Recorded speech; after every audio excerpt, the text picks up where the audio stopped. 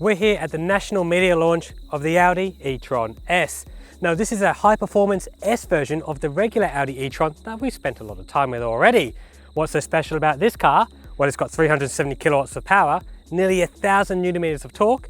It's got 3 motors, one of the first cars in the world to do so, and apparently it goes from 0 to 100 in 4.5 seconds. Lots of cool things, but what's it like to drive? Let's find out. The 2022 Audi E-Tron S comes in 2 forms in Australia. The regular SUV body type is priced from $168,400 before on-roads and options, and the swoopy coupe-inspired Sportback from $175,400 respectively. Both are powered by the same epic tri-motor setup that enables 370 kilowatts in boost mode and a staggering 973 newton meters of torque in the same setting. The battery inside the Audi E-Tron S has a capacity of 95 kilowatt hours gross, which results in about 86 kilowatt hours of usable space. Its official electric range varies between 413 and 418 kilometers depending on the body type you pick. Other features include a clever performance-orientated rear axle setup that enables dynamic EV driving, air suspension, and a massive energy recuperating performance brake system, all as standard.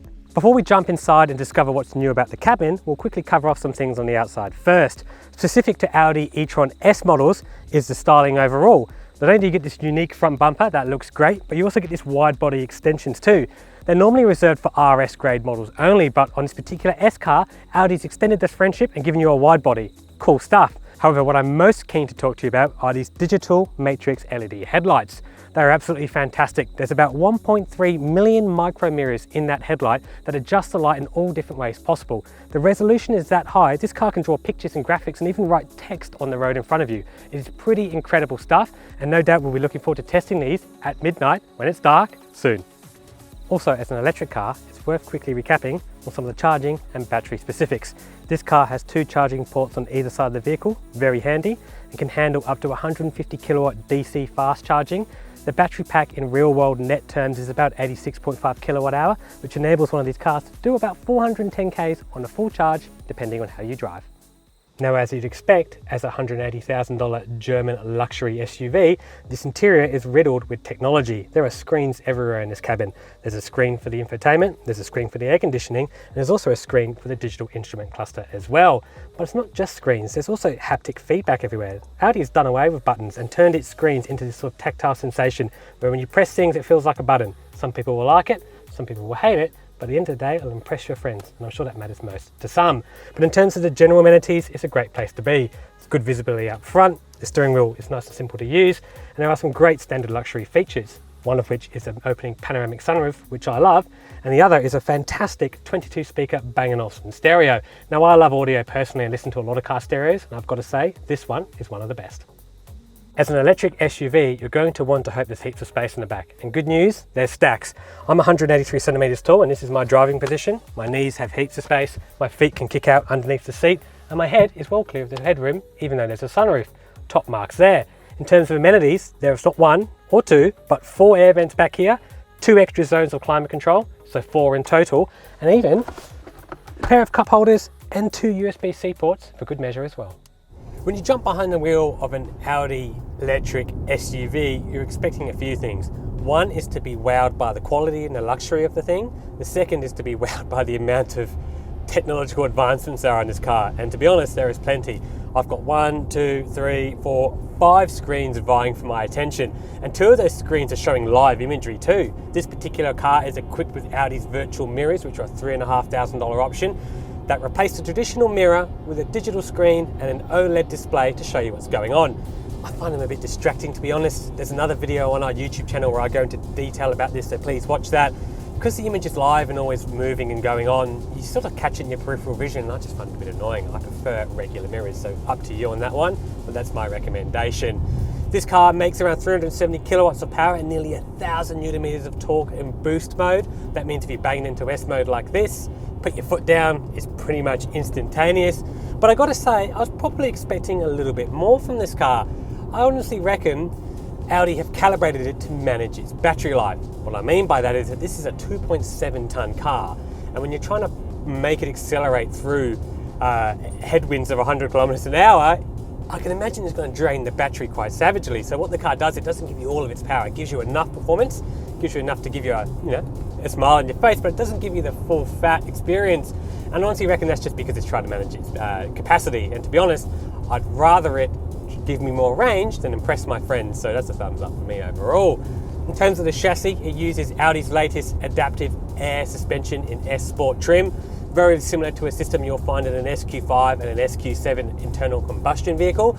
It's pretty darn good if I'll be honest. Even though this car weighs about 2.7 tons, it does a really good job of managing its weight. When you put it into sport mode, it will hunker it down. There's around 70 mils of movement. It can go down, so it will drop it into the ground and give you a nice stable ride. However, it does feel heavy. There's no shaking off the 2.7 tons in this car. The tyres will become overcooked when you start to throw it around, and it just feels heavy. Even though it's an S performance car, there's no getting rid of the weight, so it's just one of those things. Sadly, we have to live with it until batteries and electric motors get a bit lighter. But in saying that, when you're on a nice road like we are in the snowy mountains, it's still an engaging car to drive. It's got an S badge on the back, so it needs to be, but it turns in nicely. Steering feels good. It's quick enough, to be honest. And overall, even though Audis with their internal combustion cars are known for their calibration masterclass, they've managed to pivot that over to electric vehicles. This car doesn't have a center differential and those mechanical things that make Audi special. It's using electric motors like every other car brand. However, they are the masters of calibration. The steering in this car is great. The way the electric motors react are quite intuitive. They torque vector really well. You can trust the car, you can get stuck into it and it doesn't feel vague and odd, even though the front and rear wheels are fundamentally disconnected from each other. To be honest, if you're looking for a luxury car at a $200,000 mark that's an EV, then you're going to have a hard time picking against this. You've got the BMW iX on the other end of the field, which is a good thing too. However, I found the Audis a bit more strained, a bit more toned down, and more to my liking. Whilst we're behind the wheel, I'll quickly delve into some efficiency figures.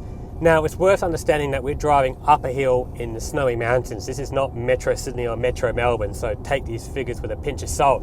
But let me quickly tab through and tell you what's going on. So apparently the car is using around 28.5 kilowatt hours. Now this car has a battery size of around 90 to 95 kilowatt hour, about 86 usable kilowatt hours. So if you work that out, 30, 60, 90, minus a bit off, we're still getting a bit under 300 kilometers of range here in these conditions. So the car is meeting the efficiency claim quite well. At the end of this trip, we'll make sure we let you know what the final electric efficiency figure is, but we're expecting around the 27 kilowatt hour mark, which given these conditions, is pretty fair enough. I thought I'd give you guys an update on the efficiency figures, given we're a couple hours into driving now. The kilowatt per hour usage has risen to about 31. We should average as we come down the other end of the mountain, but I wanted to take this point to bring up the regeneration or the regenerative braking in this car and how good it is. So what I want to do now is put it on max down the hill. Watching the efficiency figure now at 29.5 already, 29.4, 29.3, 29.2. So that shows you how good the regenerative braking is in this vehicle. Even down a hill like this where we can just put a bit of it on using these pedals, apply a bit of the braking retardation, you're clawing back efficiency, 29.0. There you go. Apparently saved a kilowatt hour coming down a hill using this regenerative braking. So I just wanted to show you guys that because the system in this car recuperates a lot of energy from the brakes. It's very clever. Although this video is coming to an end, my day hasn't, as I've got to get back in the car and do some driving back to the airport. But some of the things that we've learned about the Audi E-Tron S today are that it's maybe not as efficient as it claims. We were driving this car up and down a mountain, so take that with a pinch of salt, but as usual, we're going to have to get this car in for more thorough testing soon. What else we've learned is that it's an absolute hoot to drive. It's fast, it's quick, and it's real fun too. We can't wait to get one through the Drive garage in the coming weeks for some more thorough testing. So as usual, make sure you stay tuned for all the latest and greatest Audi electric car news and reviews.